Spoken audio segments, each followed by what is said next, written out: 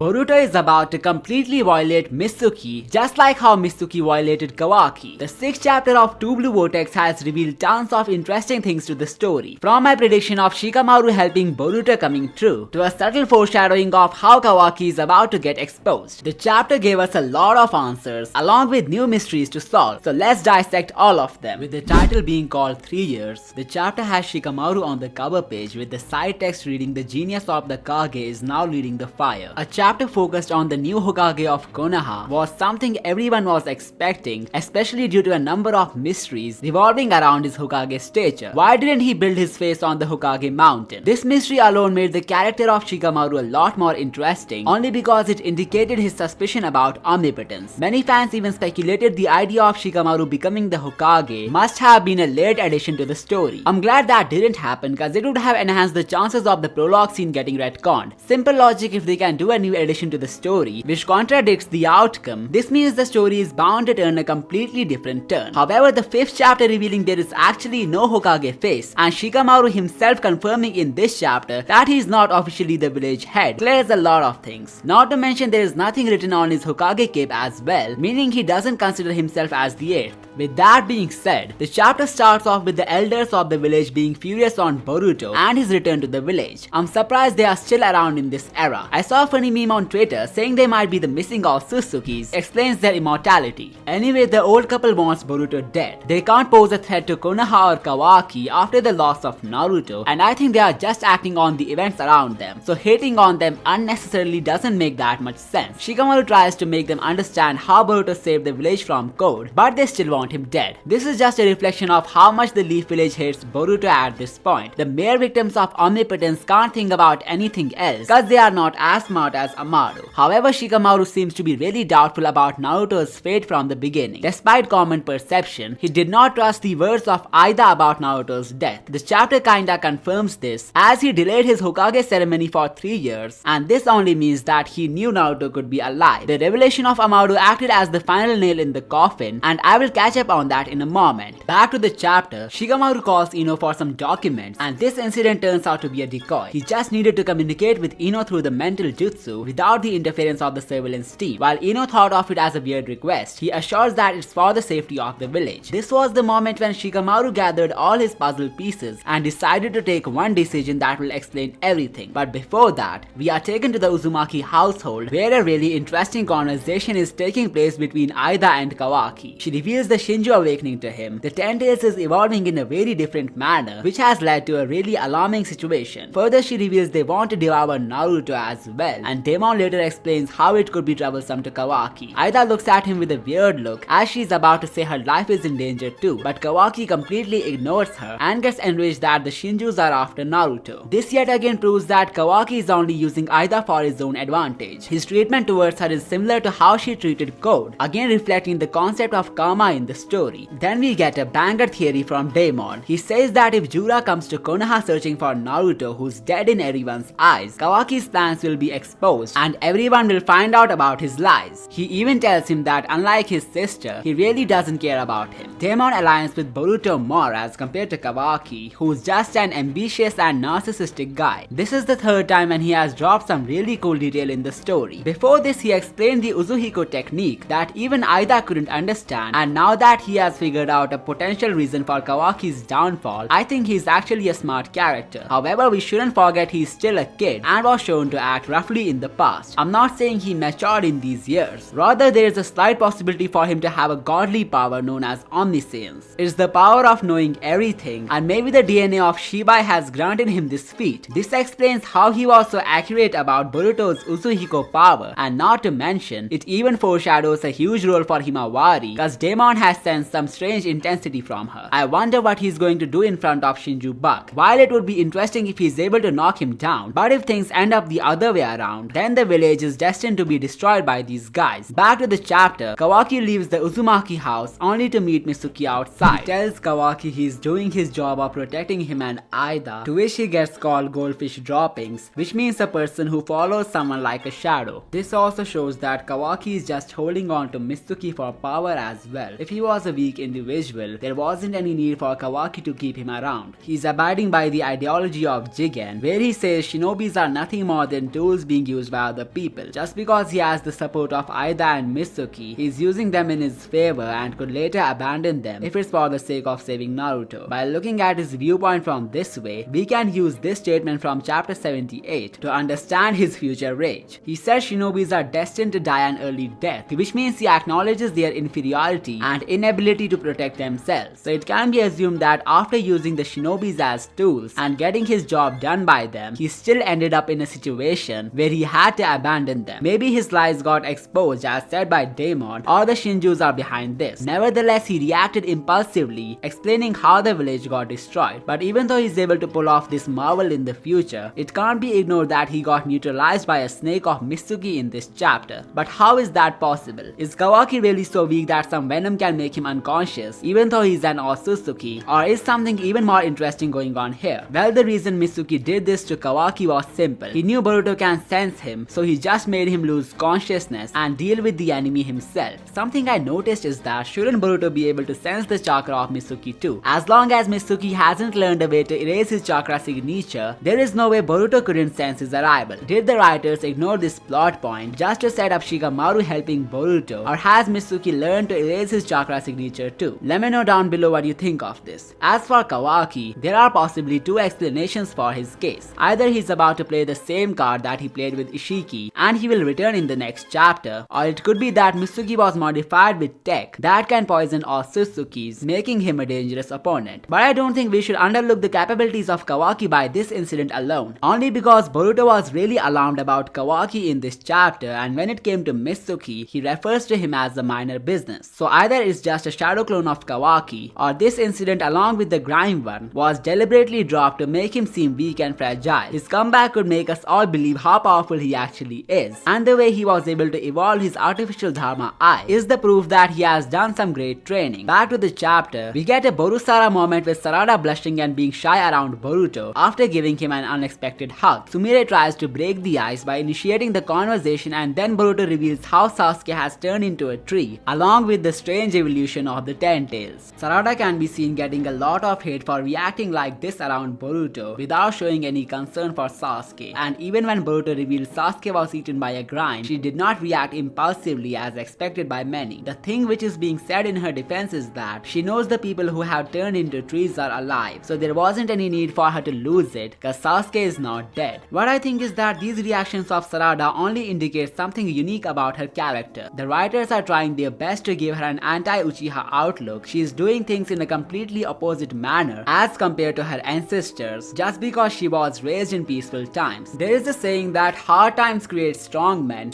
create easy times, and easy times create weak men. There's also a slight chance that she has no idea about her Mangenkyo Sharingan, and it's not until Hidari shows up when she will gain her lost respect back. I have made a full video on this topic and you can check it out after this one for some interesting takes. Further, Boruto says that Code's defected karma, which has Ishiki's DNA, is responsible for Shinju awakening. We know Code used the Shinjutsu of claw marks to create the grimes, which is not an ability of Ishiki. So either Boruto is mistaken about the Shinju creation, or it's just a plot hole. Even when Code was dividing the Ten Tails, his karma was not active, so I guess this assumption of Boruto will turn out to be false sooner or later. The real deal with the Shinjus were the claw marks, an ability unique to some other Otsutsuki, most likely Shibai. Now here is an interesting take. Amado said only the power of gods can revive an individual back in chapter 75, and if we refer to this awakening of the Shinjus as a rebirth, it doesn't make sense for the DNA of a mere Otsutsuki like Ishiki to transform them like this. It's definitely the DNA of Shibai which granted intelligence to the Ten Tails, making them self-aware. The reason I think this revelation was made is just an attempt of Kishimoto to divert our minds from the real deal. Shibai Otsutsuki is behind a lot of things in the story, including the Shinju awakening and maybe even the schemes of Amado. As Kawaki has already raised concern for Akebi turning into an Otsutsuki, everything is being set up to bring more Otsutsukis in the plot for some unknown reasons. You can watch this video of mine after this one to get a clear picture of what's about to happen. Back to the chapter, we get to know the motives of Shikamaru behind using the mind jutsu of Ino. After coming to know what Mitsuki is about to do, he contacts Boruto and tells him to flee from that place cause someone is coming for his life. Suddenly Mitsuki wraps him around with his snake and Boruto uses the flying region to save himself. He also seems to have learned to utilize Sasuke's Rinnegan teleportation power with his flying region. He then uses purple lightning to counter Mitsuki, raising the possibility of him learning countless new abilities that he is about to show us in the future. Boruto flies away from the scene to escape from Mitsuki, and upon leaving, he promises to protect the claw grind victims. He was about to take the name of someone else, but he chose not to. Now the question is, whom was he about to refer here? I think he was about to take Sarada's name, as he had promised Sasuke to protect her, but when he realized Sumire is there as well, he decided to not hurt her feelings and remained silent. It could even be that he was about to take Naruto's name, but just because it would have exposed Kawaki, he swallowed his words. It seems like he still wants to resolve the conflict like brothers rather than creating trouble for Kawaki. However, this tenderness towards his counterpart could be one of the many reasons for Konoha's destruction. Boruto never expected him to go this far, but now that he has done this, it would instantly make him realize that some people are too broken to be fixed. Anyway, back to the chapter, we get to see the conversation between Shikamaru and Boruto. He tells him that he isn't officially the Hokage yet, and the reason he wants to help him grants him the stature of the genius back. He questions him if he's actually Boruto Uzumaki and recalls the statement of Amado, where he raises the possibility of false memories. He believes that Boruto and Kawaki have somehow exchanged lives, and now he wants to hear the reality straight from his mouth.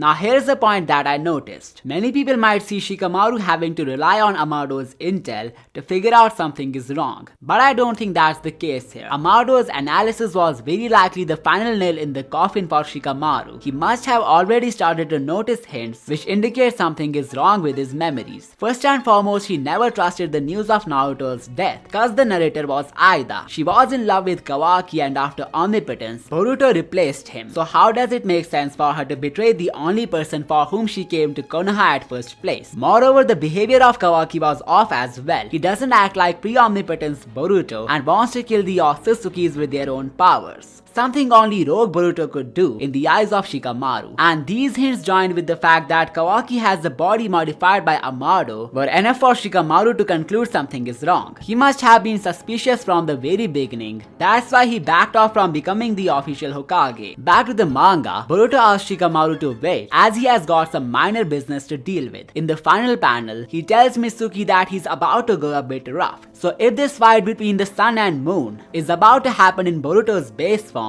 then I'm pretty sure that he has already surpassed every shinobi alive. He effortlessly knocked down Code, who's said to be above the level of Jigen, so Mitsuki must be nothing more than a piece of cake for him. However, there's a good amount of chance for Mitsuki to reveal some trump cards, which could be troublesome to Boruto. As we have already seen in the anime how Urashiki calls him dangerous, he could be hiding some card under his sleeve all this time. You can find out more about this theory in the right video, and don't forget to subscribe for more amazing stuff. I will see you next time.